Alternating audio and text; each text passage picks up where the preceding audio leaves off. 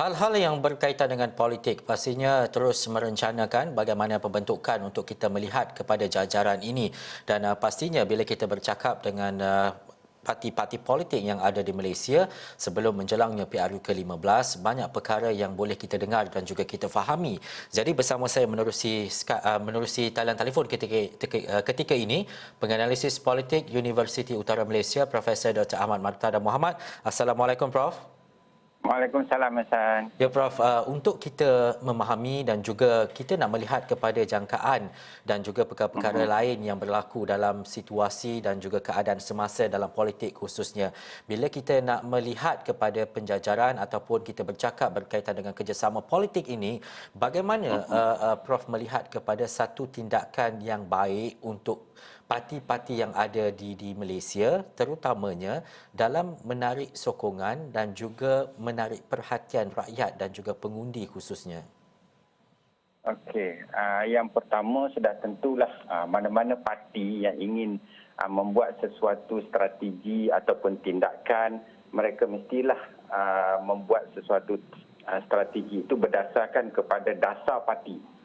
Ya, jadi mereka tidak boleh lari daripada dasar parti dan ideologi parti. Jadi ini penting. Ya. Kadang-kadang kita lihat parti telah menetapkan dasar pada sesuatu masa, namun kadang-kadang tindakan pemimpin parti tidak sealiran dengan dasar-dasar yang telah dikubal. Jadi ini sudah tentulah akan mengakibatkan penyokong-penyokong parti tersebut akan merasa bimbang ataupun mungkin ragu-ragu apakah tindakan yang dibuat oleh pemimpin mereka itu tidak bersamaan dengan keputusan dan dasar yang telah dipersetujui sebelum ini. Jadi bagi saya apa juga tindakan parti ataupun pemimpin parti, maka ia mesti berlandaskan tentang persetujuan yang telah dicapai oleh Perhimpunan Agung misalnya dan dasar-dasar yang telah diputuskan di dalam mana-mana Perhimpunan Agung sebelum ini. Jadi bagi saya itu sangat penting.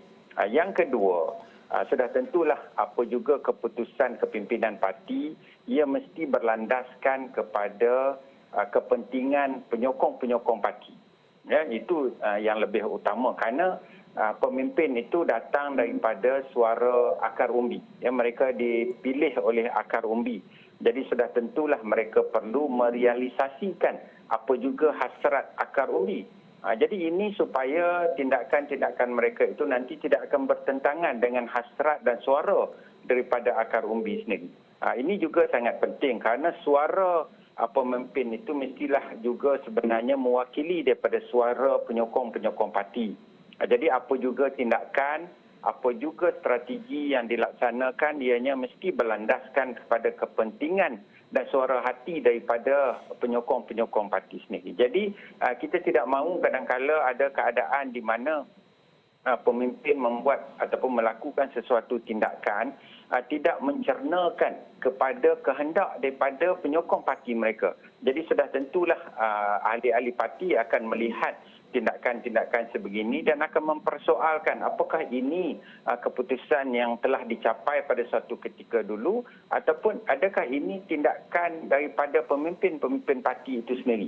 Jadi bagi saya mana-mana parti sekalipun yang ingin membuat apa-apa tindakan, terutama kalau kita lihat dalam landscape politik pada hari ini, kadang-kala ada tindakan-tindakan yang dibuat oleh pemimpin parti tidak berlandaskan kepada kepentingan sokongan daripada ahli-ahli parti mereka. Dan ini sudah tentulah menimbulkan konflik dalaman di kalangan parti itu kerana kita dapati akan ada suara-suara lain yang berbeza dengan suara kepimpinan parti.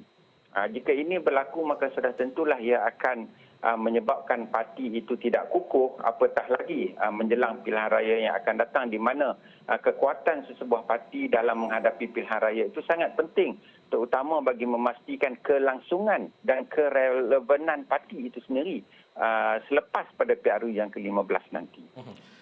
Prof, memilih ataupun bekerjasama dengan parti yang dominan pastinya menguntungkan parti-parti lain. Tetapi dalam situasi untuk kita melihat 2021 dengan keadaan yang tidak menentu seperti ini, masih wujudkah parti-parti yang dominan dalam contohnya seperti UMNO, Bersatu, PKR dan sebagainya? Tidak, ya, kerana kalau kita lihat pada hari ini dan kalau kita kaji senario politik dunia pun, sangat sukar untuk melihat mana-mana parti yang sangat dominan untuk membentuk kerajaan. Ya. Kalau melihat kepada negara jiran kita, Thailand, Indonesia sekalipun, mereka tidak lagi mempunyai satu parti yang dominan dan mereka sedar perkara itu. Dan senario yang sama juga turut berlaku di dalam negara kita. Mungkin satu ketika dulu UMNO ataupun Barisan Nasional memang suatu gagasan yang sangat dominan kerana setiap kali pilihan raya mereka menang dengan mudah. Namun senario pada hari ini tidak begitu dan setiap parti perlu mengakui hakikat bahawa mereka memerlukan rakan-rakan mereka yang lain jika sekiranya mereka ingin meneruskan kelangsungan dalam memimpin negara ini. Dan dalam konsep kepartian pada hari ini memang kita lihat tidak ada satu parti yang dominan. Dan kalau kita lihat pun dalam konteks parti-parti, terutama kalau kita bercakap dari sudut PAS, UMNO, Bersatu, PKR, mereka ini rata-ratanya cuba untuk mendapatkan sokongan daripada pengundi yang sama ada di kalangan penduduk majoriti negara kita Melayu dan Bumiputera. Jadi sudah tentulah setiap parti ada kelebihan, setiap parti ada kelemahan tersendiri. Jadi sudah tentulah setiap parti dan kepimpinan parti kena mengakui perkara ini bahawa mereka perlu kepada rakan-rakan mereka daripada parti yang lain untuk membentuk satu gagasan yang lebih kuat, terutama untuk memastikan bahawa mereka mampu untuk menang pada pilihan raya yang akan datang. Jadi hakikat bahawa sesuatu parti itu adalah dominan pada konteks dalam landscape politik hari ini tidak lagi berlaku dan itu adalah suatu realiti. Realiti semasa menunjukkan bahawa perlunya ada gabungan di kalangan parti-parti untuk membentuk satu gagasan yang besar bagi memastikan mereka boleh memerintah ataupun mentadbir negara. Seperti mana yang berlaku pada hari ini di mana Perikatan Nasional tidak ada satu gabungan yang dominan yang boleh menyatakan bahawa mereka perlu diberikan suara yang lebih besar ataupun perlu diberikan position yang lebih banyak dan sebagainya. Jadi kerana kita lihat masing-masing mengakui hakikat bahawa tanpa satu sama lain maka mereka tidak akan mampu untuk membentuk satu gagasan bagi mentadbir negara. Ya, Prof, secara ringkas, kalau realitinya berlaku kerjasama antara PKR dan juga UMNO, apa yang akan berlaku?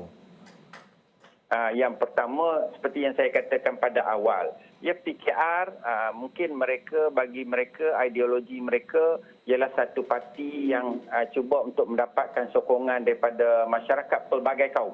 Jadi itu sangat jelas ya, kerana kita lihat PKR terdiri daripada Melayu, Cina, India, Bumiputera dan sebagainya. Manakala UMNO adalah satu parti Melayu yang berusaha untuk menjaga kepentingan orang-orang Melayu sendiri terutamanya. Itulah asas dan konsep penubuhan dan ideologi parti yang ditubuhkan pada peringkat awal dahulu. Jadi sudah tentulah untuk mereka nak bekerjasama dengan mana-mana parti, mereka tidak boleh lari daripada asas perjuangan ini sendiri. Jadi kalau semata-mata bagi saya hanya untuk mengejar kuasa, tetapi mengenepikan kepentingan penyokong-penyokong yang telah berjuang sekian lama untuk menjaga kepentingan orang Melayu terutamanya, maka sudah tentulah ia akan menimbulkan reaksi yang berbeza di kalangan penyokong-penyokong sendiri. Jadi ini bagi saya sesuatu yang perlu difikirkan. Kita tidak mahu matlamat menghalalkan cara. Maknanya hanya untuk mendapatkan kuasa, pemimpin parti sanggup bekerjasama dengan mana-mana parti sekalipun. Sedangkan mereka telah membelakangi ideologi asas penubuhan parti itu, iaitu satu parti yang dibentuk dengan perjuangan orang-orang Melayu pada zaman dahulu untuk menjaga kepentingan orang-orang Melayu terutamanya. Jadi bagi saya ini sangat penting ya, apa juga asas, apa juga rasional sebarang bentuk kerjasama yang ingin diterokai oleh pemimpin-pemimpin, maka mereka tidak boleh lari daripada asas perjuangan parti, dan yang lebih utama apakah hasrat mereka itu dipersetujui oleh kepimpinan keseluruhan parti.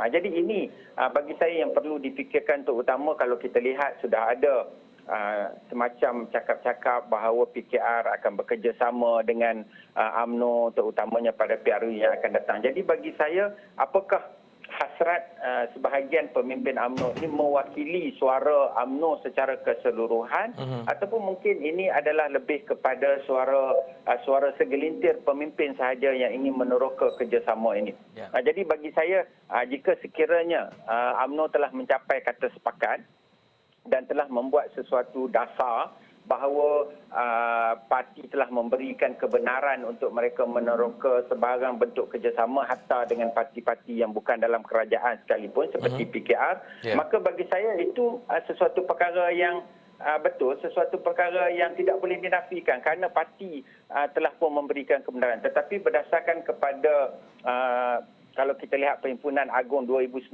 dahulu, ketetapan dan dasar parti ialah parti menyatakan dengan jelas bahawa UMNO tidak akan bekerjasama dengan PKR maupun DAP. Ya. Jadi itu ketetapan yang telah pun dibuat pada Perhimpunan Agung UMNO pada 2019. Jadi sudah tentulah apa juga hasrat ataupun strategi UMNO dan sebahagian pemimpin untuk bekerjasama dengan mana-mana parti termasuk PKR dalam konteks ini, maka mereka tidak boleh lari daripada dasar dan ketetapan yang telah dibuat pada 2019 yang lalu. Baik. Terima kasih penganalisis politik Universiti Utara Malaysia, Profesor Dr. Ahmad Martada Mohamad atas diskusi dan juga penjelasan berkaitan dengan kerjasama politik dalam jajaran parti yang ada di Malaysia.